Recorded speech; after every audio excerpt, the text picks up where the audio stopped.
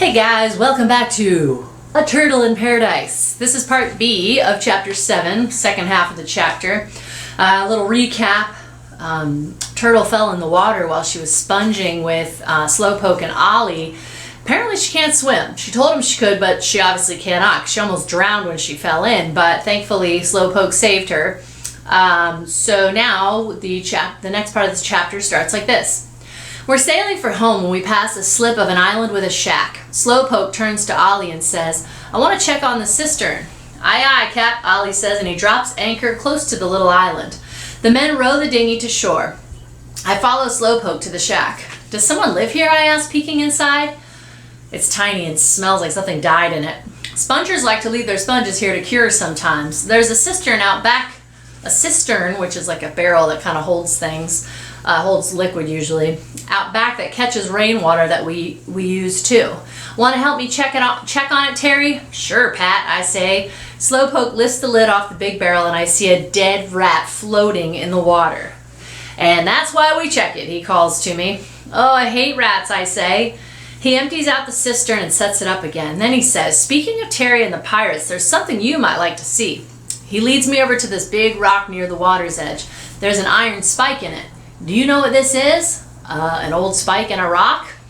His voice gets low. "It's a genuine pirate death trap. Pirates would shackle rivals to this rock and let them drown in the incoming tide. That spike held the iron shackles." I look down at the rock and back up at Slowpoke. "Are you pulling my leg?" I say. "You've got me," he says with an admiring laugh. "Not much gets past you." "I'm smart," I say. "But there were pirates around here not too long ago." "I don't believe you." "It's true. You see those keys over there?" he asks, pointing at the little islands in the distance. "There's hundreds of them. That's where the pirates used to hide their ships and their loot." "Anyone ever find any treasures?" I say. "Everyone's always looking for Black Caesar's treasure, especially after Old Ropes up and disappeared." "Wait, who's Black Caesar and who's Old Ropes? And why's everyone got such a funny nickname around here anyway?" Slowpoke laughs. "It's just the Key West way, Turtle." "Huh," I say. He looks out at the water. "Black Caesar was a ruthless pirate who buried his treasure here in the Keys. And Old Ropes? He was an old-time sponger. People said Old Ropes spent so much time in the water that he had webbed feet." I laughed at that image. "One day Old Ropes came back from sponging. He had a drink at the bar and the next morning he was gone. Nobody ever heard from him again. Left his house full of furniture, food in the icebox. He even left his cat." "How could he leave his cat?" I ask.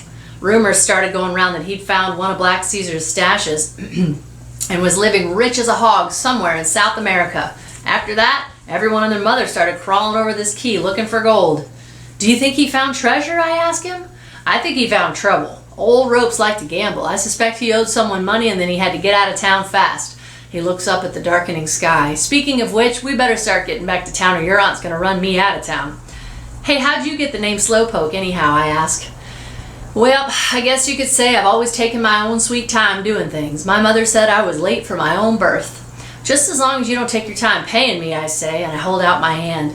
He shakes his head and digs into his pocket. All right, that's the end of that chapter. Next chapter is called A Big Happy Family. Interesting.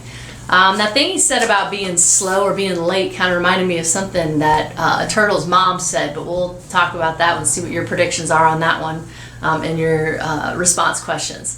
Hope you guys have an awesome Wednesday and go out and do something fun.